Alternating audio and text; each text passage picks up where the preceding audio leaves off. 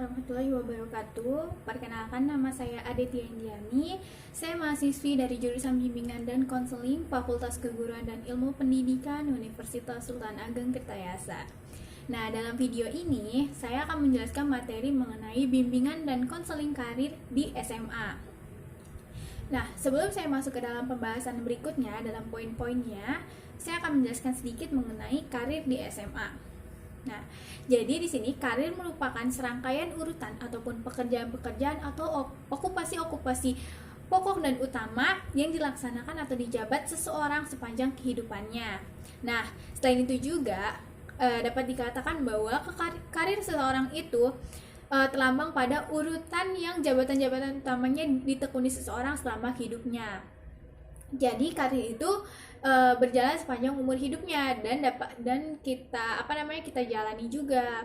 Lalu menurut Muri Yusuf, dunia pendidikan adalah awal yang ikut menentukan karir seseorang, sehingga pada masa SMA ini merupakan tahap di mana siswa sudah mulai bisa menentukan karirnya di masa mendatang. Nah, dalam hal ini program bimbingan dan konseling memberikan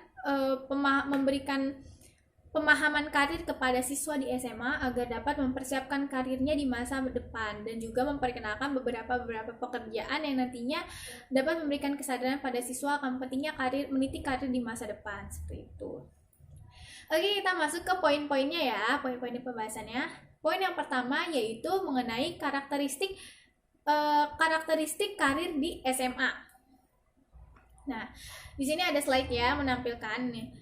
Menurut Umam Suherman, esensi dari adanya perkembangan karir adalah bahwa setiap tahap kehidupan menuntut penguasaan berbagai penekanan yang meliputi kesadaran akan sifat-sifat diri dan pilihan-pilihan kehidupannya.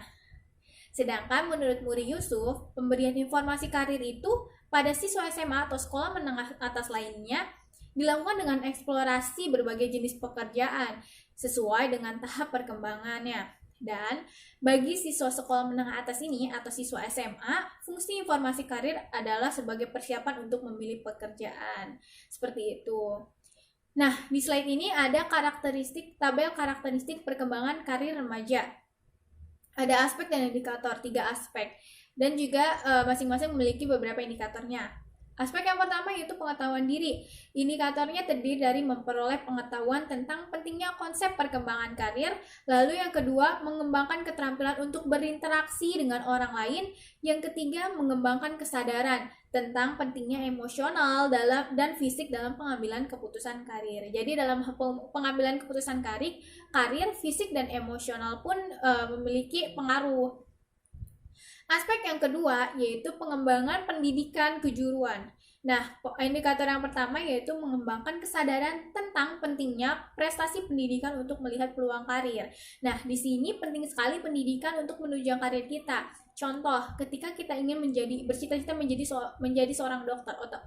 Nah, berarti di sini kita harus mengejar cita-cita itu dengan bermodalkan pendidikan yang menunjang juga gitu. Kita sekolah harus benar-benar sesuai dengan aturan yang ada, sesuai dengan persyaratan yang ada untuk menjadi seorang dokter, seperti itu. Lalu yang kedua, mengembangkan kesadaran tentang hubungan belajar dengan pekerjaan. Nah, di sini kita harus tahu sebenarnya belajar dan pekerjaan itu ada hubungannya loh. Jangan asal memilih ketika kalian sudah prestasi dengan belajar, sudah prestasi dengan sekolah, kalian harus memikirkan bahwa pekerjaan itu juga membutuhkan background pendidikan. Lalu yang ketiga, mengembangkan kesadaran tentang hubungan timbal balik tanggung jawab pribadi, kebiasaan bekerja yang baik, dan peluang karir. Lalu yang keempat, memperoleh keterampilan untuk memahami dan menggunakan informasi karir. Yang kelima, memperoleh kesadaran bagaimana karir berhubungan dengan fungsi dan kebutuhan masyarakat.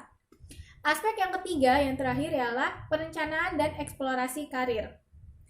Indikator yang pertama ialah mengembangkan kesadaran hubungan timbal balik antara peran hidup, gaya hidup, dan juga karir. Lalu yang kedua yaitu mengembangkan kesadaran perbedaan jabatan dan perubahan peran laki-laki dan perempuan. Nah, di sini siswa atau individu harus sudah tahu masing-masing peranan sebagai laki-laki atau perempuan ataupun gendernya mereka, harus sudah mengetahui identitas diri mereka masing-masing. Lalu kita masuk ke poin yang kedua. Nah, di poin yang kedua ini membahas tentang tugas perkembangan siswa SMA. Menurut Pak Prayitno, siswa usia SMA mereka adalah yang telah menamatkan sekolah dasar dan sekolah lanjutan tingkat pertama. Pada umumnya berusia 16 sampai 18 tahun yang sedang menjalani tahap transisi perkembangan, yaitu dari perkembangan masa remaja awal menuju ke masa remaja akhir yang selanjutnya memasuki masa dewasa awal. Tugas-tugas perkembangan yang harus mereka capai untuk nantinya mampu dengan sukses menjalani tahap perkembangan lebih lanjut yaitu, nih di sini ada ya poin-poinnya di slide-nya. Yang pertama, mencapai kematangan dan pengembangan diri sebagai remaja yang beriman dan bertakwa terhadap Tuhan Yang Maha Esa. Lalu yang kedua, mencapai kematangan dalam hubungan antar teman sebaya, baik pria maupun wanita, serta kematangan dalam perannya sebagai pria atau wanita. Lalu yang ketiga, mencapai kematangan emosional. Yaitu diulang, mencapai kematangan emosional. Nah, mencapai kematangan emosional ini adalah siswa juga harus bisa mengendalikan dirinya dan mengendalikan emosinya ketika mereka sudah berada di tahap emosional mereka sudah matang, seperti itu. Lalu yang keempat, mencari kematangan pertumbuhan jasmaniah yang sehat. Yang kelima, mencapai kematangan dan pilihan karir yang akan dikembangkan lebih lanjut. Lalu yang keenam, mampu mencari gambaran dan sikap tentang kehidupan mandiri dan mampu mengendalikan diri baik secara emosional, intelektual, maupun secara ekonomi. Lalu mencapai kematangan gambaran dan sikap tentang kehidupan berkeluarga, mengembangkan kemampuan komunikasi sosial dan intelektual. Nah, di sini individu harus pandai dalam berkomunikasi dan juga bersosialisasi dengan sesama manusia. Lalu yang terakhir, mencapai kematangan dan sistem etika dan nilai-nilai bagi pedoman hidup sebagai individu, anggota keluarga, masyarakat, dan bangsa serta warga negara. Oke, itulah poin kedua kita. Lalu kita masuk ke poin yang ketiga. Poin yang ketiga ini membahas mengenai materi bimbingan karir di SMA.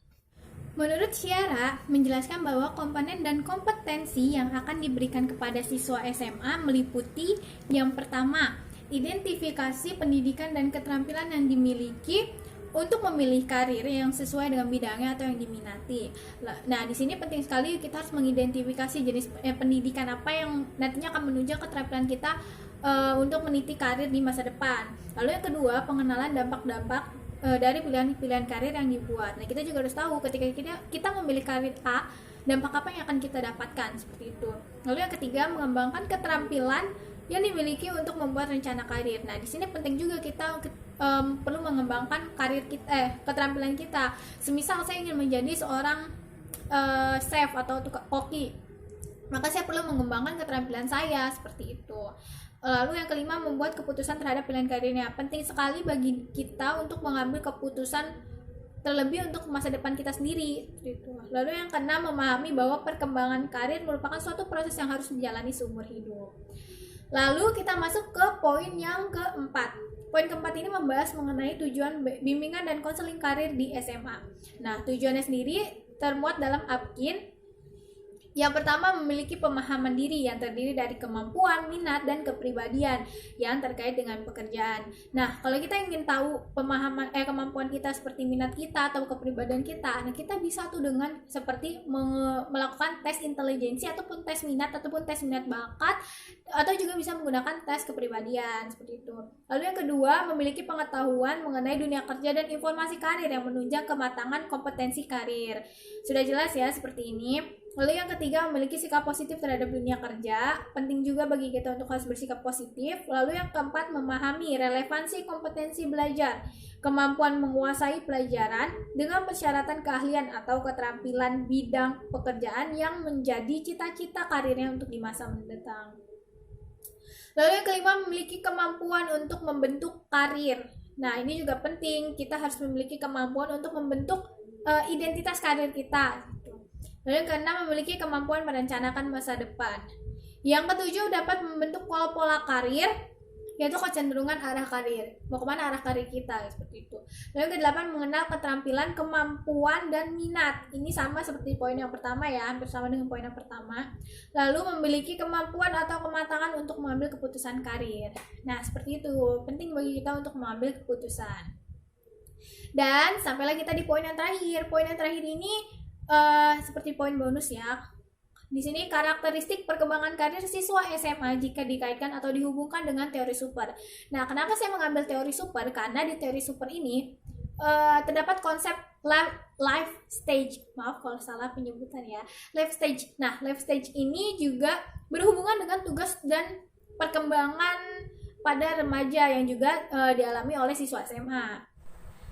Nah, dalam konsep super ini terdapat 5 tahapan life stage. Yang pertama yaitu ada tahap pertumbuhan, yang kedua tahap eksplorasi, yang ketiga tahap pendirian, yang keempat tahap pemeliharaan, dan yang kelima tahap kemunduran. Nah, menurut pendapat super ini, tahap perkembangan karir remaja berada pada tahap eksplorasi. Jadi tahap remaja ini ada di tahap yang kedua, tahap eksplorasi. Karakteristik perkembangan karir siswa SMA sesuai dengan karakteristik perkembangan karir remaja, yaitu berada pada tahap eksplorasi usia antara 15 sampai 24 tahun.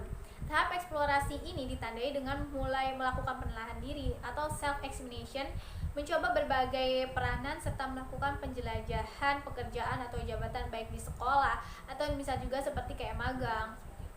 Nah, level eksplorasi ini meliputi 3 sub tahapan. Ada di slide ya. Yang pertama sub tahap tentatif usia 15 sampai 17 tahun.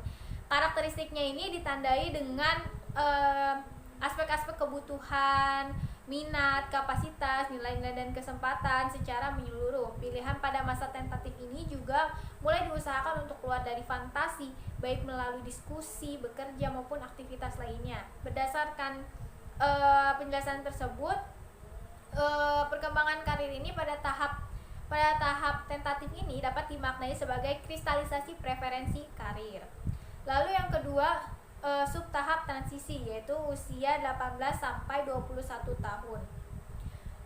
Dikarakteristikan dengan menonjolkan pertimbangan yang lebih realistis untuk memasuki dunia kerja atau latihan profesional serta berusaha mengimplementasikan konsep dirinya. Sedangkan pada tahap ini dapat dimaknai sebagai spesifikasi preferensi karir.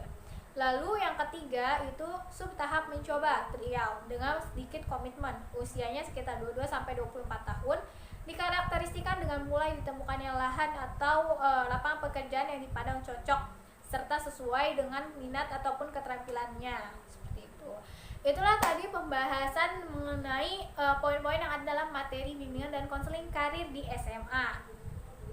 Sehingga dapat ditarik kesimpulan bahwasannya adanya perkembangan karir ini dikatakan bahwa setiap tahap kehidupan ini menuntut penguasaan atau kompetensi berbagai penekanan yang meliputi kesadaran akan sifat-sifat diri dan pilihan-pilihan kehidupannya. Dan dengan kata lain juga bahwa perkembangan karir ini harus diikuti dengan tugas-tugas perkembangan individu di setiap tahap kehidupannya.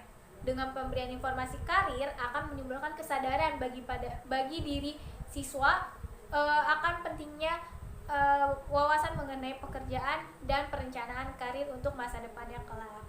Cukup sekian dari saya, terima kasih. Mohon maaf jika saya ada salah kata ataupun penyebutan ataupun dalam penyampaiannya. Semoga teman-teman yang mendengarkan atau yang menonton video ini bisa mengambil hikmahnya dan dijadikan pelajaran. Terima kasih. Wassalamualaikum warahmatullahi wabarakatuh.